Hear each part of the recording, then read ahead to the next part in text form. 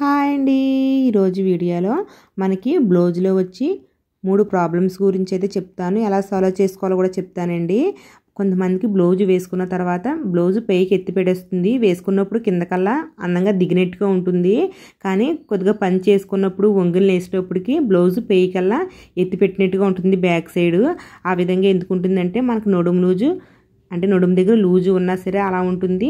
లేకపోతే మనకి body measurement తగ్గట్టుగా పొడవు పెట్టుకోకపోయినా అంటే బ్లౌజ్ని పొట్టుగా కుట్టుకున్నా సరే అలా ఉంటుందన్నమాట. మీరు నడుము లూజు సరిగ్గా ఉందా లేదా అని చూసుకోవచ్చు. పొడవు కూడా పెంచుకుని ట్రై చేయండి. అలాగే మనకి ఈ నడుము లూజు ఎక్కువగా ఉంటే లూజుగా వేసుకుంటే బ్లౌజ్ ఏమవుతుందంటే ఈ కుట్టు కూడా ఉంటుంది కదా, పైకి ఎత్తి పెట్టేసి షాలర్ కుట్టు వచ్చేసి ఫ్రంట్ సైడ్కి కిందకల్లా వచ్చేస్తుంది అన్నమాట. ఇలా స్ట్రైట్గా ఉండవలసింది కిందకు వచ్చేస్తుంది. దానివల్ల లుక్ బాగోదు. అది ఎందుకు వస్తుందంటే మనకి బ్యాక్ సైడ్ పొడవు తగ్గిపోయితే ఫ్రంట్ సైడ్ కూడా పొడవు తగ్గుతుంది. ఫ్రంట్ సైడ్ కూడా మనకి చెస్ట్కి తగ్గట్టు కప్పు ఉండాలి. ఆ కప్పు సైజ్ తగ్గిన పొడవు తగ్గిన చెస్ట్ బ్యాక్ పార్ట్ని కింద ఎదరికి లాగేస్తుంది. కాబట్టి మనము బ్యాక్ పొడవు మనకి బాడీకి తగ్గట్టు పెడుతున్నామా లేదా అని చూసుకోవాలి.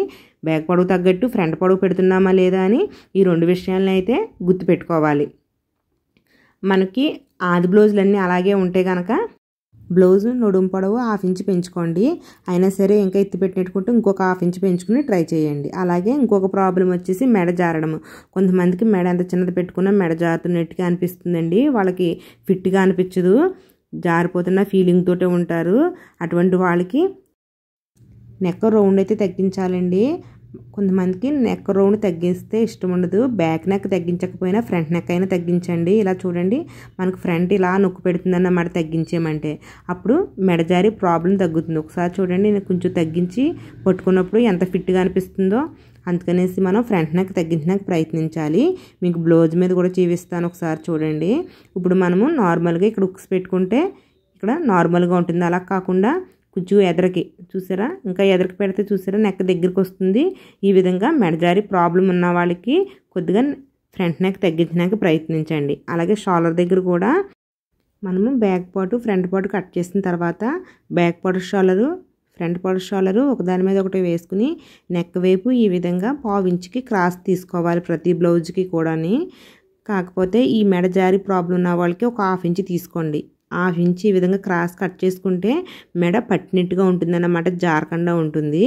ఇది ఒక సెట్టింగ్ చేసుకోండి.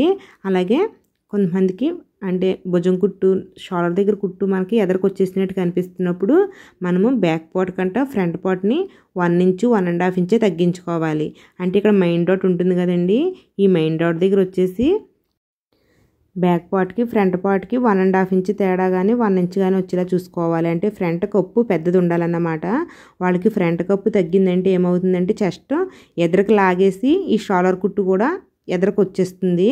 కాబట్టి మనము ఫ్రంట్ పొడవు పెంచుకోవాల్సి ఉంటుందండి అటువంటి వాళ్ళకి. అలాగే మీకు నడుము పొడవు తగ్గినా సరే ఈ ప్రాబ్లం వస్తుంది. కాబట్టి మీరు కింద వైపున నడుము పొడవు పెంచుకోవాలి. మీకు ఒక వీడియో అయితే ఉంటుంది మన ఛానల్లోని, ఈ నడుము పొడవు ఎలా పెంచుకోవాలని. ఆ వీడియో కూడా ఒకసారి అయితే చూడండి, ఇంకా క్లియర్గా మీకు అయితే అర్థమవుతుంది. అలాగే మీకు ఇంకా బ్లౌజ్ స్టిచ్చింగ్లో కానీ కటింగ్లో కానీ ఇంకా ప్రాబ్లమ్స్ ఏమైనా వస్తే కనుక కామెంట్ బాక్స్లో పెట్టారంటే మీకు వాటి మీద అయితే ఒక వీడియో చేస్తానండి. ప్లీజ్ అండి వీడియో లైక్ చేయండి.